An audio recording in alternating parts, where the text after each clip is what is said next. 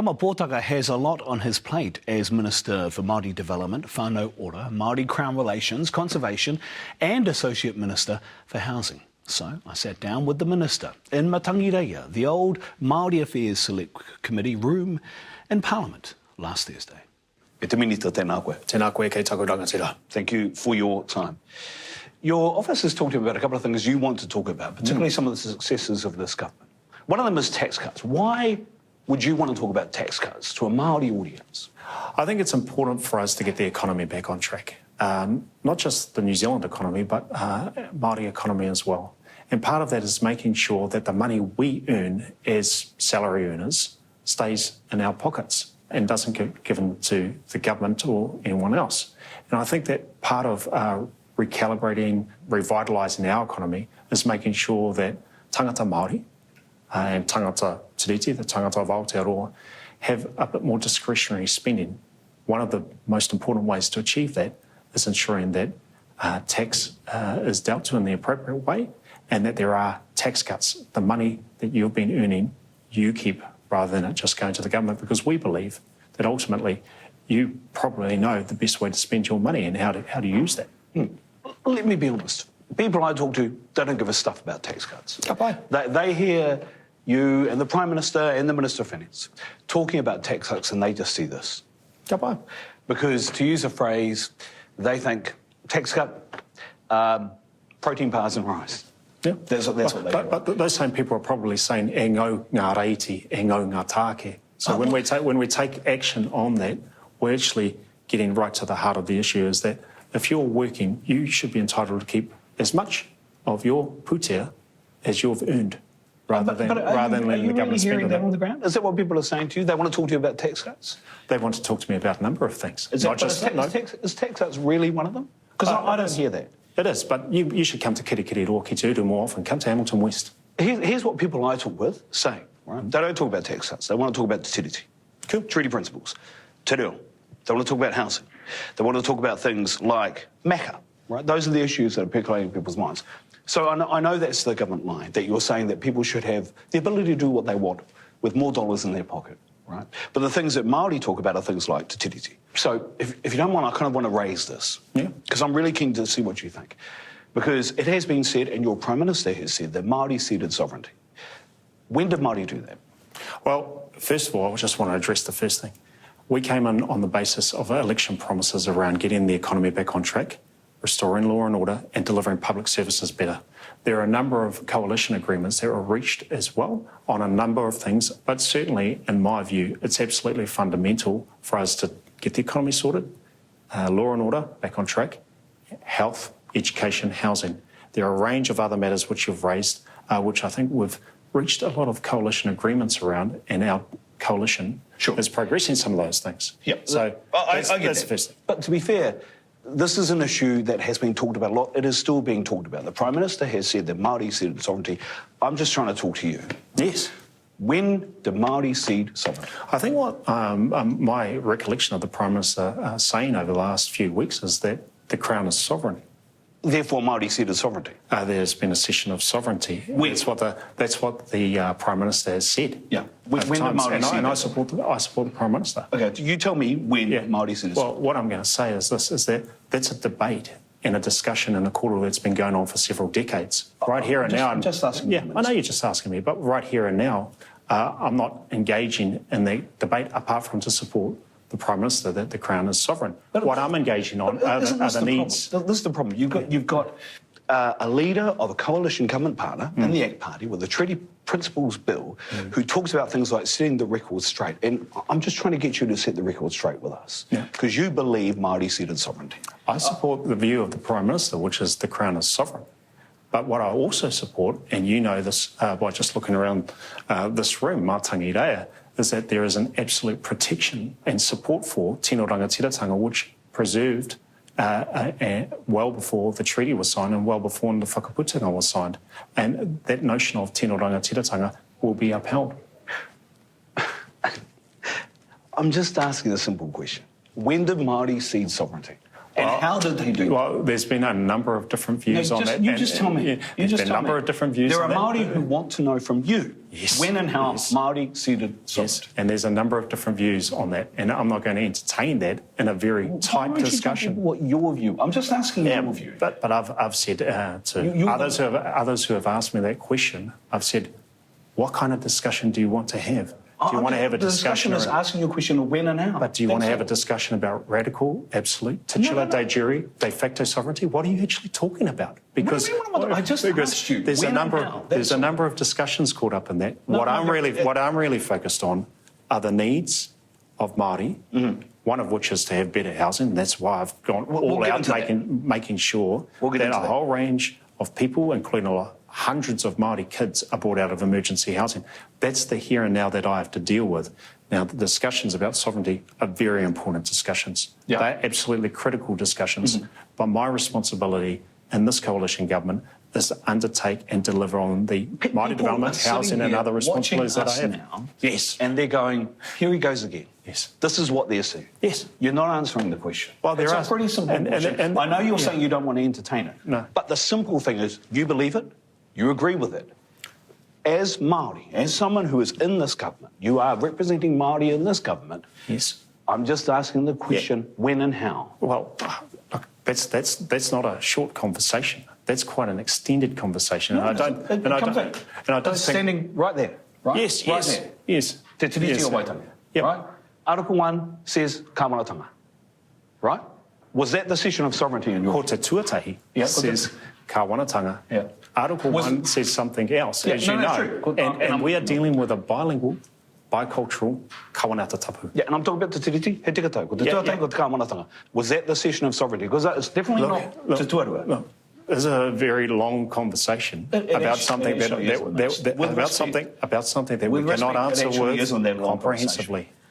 Okay, so was it in te tuatahi? Was that where sovereignty was ceded? Sovereignty, as a word, is not in Te Tuatahi, No. but it is in Article 1. No, but in te tuatahi it says te Kāwanatanga.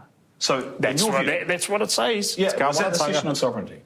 Well, that's a long conversation we can't have. What I'm really focused on, though, are the needs of Māori communities and the absolute focus to get these inequalities of opportunity that we face, health, education, housing, economic, social, sorted. That's what I can focus on today. If that's the fact, then why did your Prime Minister negotiate a coalition government and a coalition with the ACT Party leader to talk about the Treaty Principles Bill and allow that to happen? If you're so focused on outcomes for Māori and health and education, something as sacrosanct as the tiriti, how is it he allowed that to occur, that a Treaty Principles Bill will be put to Parliament? Well, that's something that I hope that you can put to the Prime Minister. I was not involved in those conversations because they are well above my pay grade. But you're saying to me now that we need to be focused on these things, and what people are talking about in the Treaty Principles Bill. Those are the things that I'm focused on. I also know the position of the Prime Minister and the National Party vis-a-vis the Treaty Principles Bill, which is we have agreed to take that bill through Select Committee, first reading Select Committee, and we will vote it down at the second reading. If that does not happen, will you resign?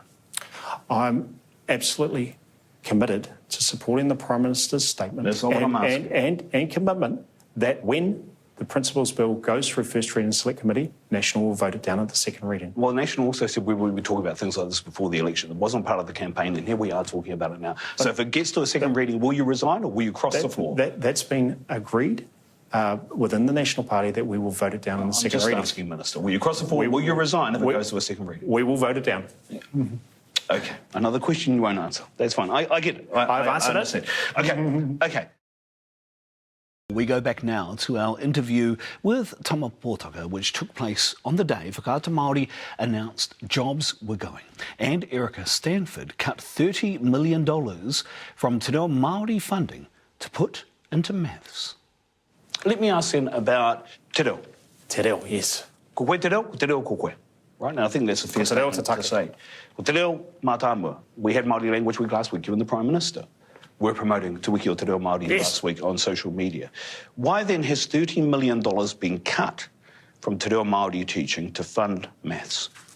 Well, I think that there have been some tough decisions that have been made by various ministers as to how they use their and focus their various appropriations. My understanding, in particular of that issue, is that there have been decisions made around the teaching of Te Reo Māori with various teachers who do not have the skills or knowledge in this space. What I'm also very aware of is monies have been devoted to creating a number of Māori language resources that currently do not exist within the education sector. And I'd me out to and acknowledge the Minister of Education, the Manu Mātauranga, Erica Stanford, for her commitment in that space. I also have to acknowledge her absolute intention to tautoko support structured literacy, phonics training, and a number of other things in Te Reo Māori. So the work that she's doing and across the education is very keen to uplift Māori achievement. Okay, let me put the question this way then. Do you support $30 million being cut from Te Reo Māori teaching to support work for maths in schools? Do you support the cut? I support the Minister of Education making decisions around ensuring that Māori achievement in education is elevated. Right, so you support the cut? I support the Minister of Education. So you support, I'm just saying, do you support $30 million being cut from Te Reo Māori teaching? Yeah, we just had Māori Language Week last week. Yes. It's not a good look for a government to then cut $30 million from Te Reo Māori teaching, is it? Well, I can understand that. That's something that's been led by the Minister of Education. But my understanding is that a lot of that money will be devoted to but the reason why I'm improving the achievement. The reason why I'm asking is because I said, like I said, koe te reo, ko te reo ko koe. Yeah. Yeah, and we continue. And so you support that. You support $30 million. After Māori Language Week, you support that happening. No, what I've said all along is this, is that we continue to support Te Reo Māori initiatives throughout our government, but particularly with the uplift in funding with Te Matatini, with the monies that have been committed through the various entities like Te Mātāwai and Te Māngai Pāho and others. Mm-hmm. Now, the decisions have been made in the education space, and they're geared towards ensuring we have an increase in achievement by Māori and all New Zealander kids in schools. Okay. You mentioned Te Matatini, and as you said, $19 million a year for the next 3 years for Te Matatini. Correct. That's the support that you've given in the budget. If that's the case, why didn't you then also support the previous government's payout of $8 million over 2 years for Whakaata Māori? Why didn't you inject further cash there? Because it's the same thing, right? Yes and no. What's the no bit? Tell me the no bit. Well, let's get to the yes bit first. We can see that the level of funding for Whakaata Māori today is much higher than it was when Whakaata Māori got going many years ago. It's much higher than when previous national government was in. There have been several injections of pūtea by the previous government. $8 million, 2 years. Well, I think it's a lot more than that across Te Reo Māori initiatives, a lot more than that. Well, I'm just talking about Whakaata Māori though, right? Well, there's been changes. There's been changes in the funding. So some funding that was with Te Māngai Pāho previously has moved over to Whakaata Māori directly. There's also been an increase of Māori broadcasting generally. What we also saw in the previous government was a whole bunch of wastage trying to set up the Aotearoa public media entity. That money was just spent, gone, never established. So just come back to Whakaata Māori though, right? Yep. Why fund Te Matatini the way that you have? Supported by Te Matatini, of course. Yes. And not do the corresponding thing with Whakaata Māori, which is similar to what Labour did with Te Matatini and Whakaata Māori when it was in government. Well, I think what we saw with the previous government is not a pathway that we necessarily are going to travel all of the time. There are some decisions that have been made, there's some funding that's available, and we continue to fund Whakaata Māori at the same level as has been funded in the previous years. There were some additional monies that were given over and above the baseline. Okay, so when you say that it's at the same level, aside from the additional money, you know that's not the same level, right? Well, let me put it in another way. The forecast budget from previous governments around the level of funding for various Māori entities remains. So we're aware that there are changes at Whakaata Māori. Jobs are being lost. And across the media sector, yes, but at Whakaata Māori. Right? Yes. As the Minister for Māori Development, what do you say to those people who are losing their jobs at Whakaata Māori now because you haven't matched and corresponded the same as you have with Te Matatini across to Whakaata Māori and its funding? Well, I don't think necessarily we're comparing apples with apples or apples with oranges, but what I'd say to those people is that I really appreciate the mahi that you have been doing to uplift and elevate Te Reo Māori and broadcasting across our communities, and genuinely acknowledge the contribution that you've made to the uplift in Te Reo Māori. There have been some hard decisions that have been made at the budget. There's a lot of advocacy that is going to be taking place going forward to the next budget, and I hope that we can work together with the Manu Pūtea, Nicola Willis, to ensure that sustainable funding is preserved. Do you support Māori wards on councils? Māori wards on councils? I think Māori wards of councils have been absolutely phenomenal in contributing to not only diversity across councils, but also the... So you support them? You support them? I support the success of Māori ward councillors on councils. There's been a lift. There's been an increase in the number of Māori that are on councils. And I think in many councils, they've been very contributive to decision-making, those councillors that have been elected from Māori wards. But there is a position that has been reached by way of the coalition agreement around the ongoing get that? and enduring function of Māori get that. wards. I'm just trying to see, do you agree with Māori... I'm not trying to trap you, Minister. I'm just trying to ask, do you agree with Māori wards on councils? Do you support them? No, the party has a position that's... I'm not asking about the party, I'm asking about you. I'm part of a party and a part of a coalition government, and the coalition government has reached a view around Māori wards on councils. If the constituents agree that there should be a Māori ward, then they should... Through the referendum? Well, some have and will not be going through a process. But I encourage everyone to participate in voting in that process, and I certainly hope to see more Māori councillors on councils. But those that have to go through a referendum process, I mean, your Prime Minister said recently that he wants councils to stop focusing and wasting money on nice-to-haves, on getting outcomes. Why are they being forced to go to a referendum when they've already made their position clear, they want their Māori wards? Well, I recognise that a number of councils many councils actually have said that they want to preserve Māori wards, but the coalition government has come to a view... They're being forced to a referendum. It's a waste of money. Yeah, well, look, I appreciate those views, but the coalition government has progressed that legislation through Parliament, and now Parliament has spoken. In the final part of our interview with Tama Potaka, we talk housing. Do you agree with your ministerial colleague in Bill English's report that said that the Kainga Ora board was asleep at the wheel? Look, I think the report stands by itself, and Sir Bill English and his team have made comments and statements and recommendations. I do believe that the housing ecosystem has not been sustainable in the last few years, and Kainga Ora has been a massive part of that ecosystem where it's essentially been given funding, it's operated in a financially unsustainable way, and we need to reset the housing system, recalibrate the housing system, so we make sure that there's various houses across the housing continuum and the housing ecosystem that are built. I understand that, but there are Māori directors who are on that Kainga Ora board that got removed, right? They got wiped out. You know a couple of them directly. Do you agree that they were asleep at the wheel, and indeed does that comport with your knowledge and experience of those Māori directors who are on Kainga Ora, that they were asleep at the wheel? Well, I just want to acknowledge those directors, Māori and others, for their service. But they were asleep at the wheel? For their support of social housing. They were asleep at the wheel and they should have got removed. Well, that's what I'm asking. What I'm saying is that there's a housing ecosystem that hasn't been working very well. Yeah. Kainga Ora has been an unsustainable part of that, the way it's been funded. Kainga Ora, though, has also been absolutely focused on building houses and communities, and some of those communities have really progressed as a result of the mahi of Kainga Ora. So I can talk about, for example, Hamilton or Rotorua or Hastings, where Kainga Ora has been very proactive in building houses, many of which are now being populated by folks coming out of emergency housing. You mentioned emergency housing, and as you said, I think it's 80% of those who were in emergency housing are now in social housing. No, I did not say that. What I said is this, is that when we came to office, of all those whānau households, tamariki, that were exiting emergency housing, we knew where about 50% of them were going to. Right. As a result of the diligence and hard work of many government officials and others, we now know where around 80% of those whānau and households exiting emergency housing are going to.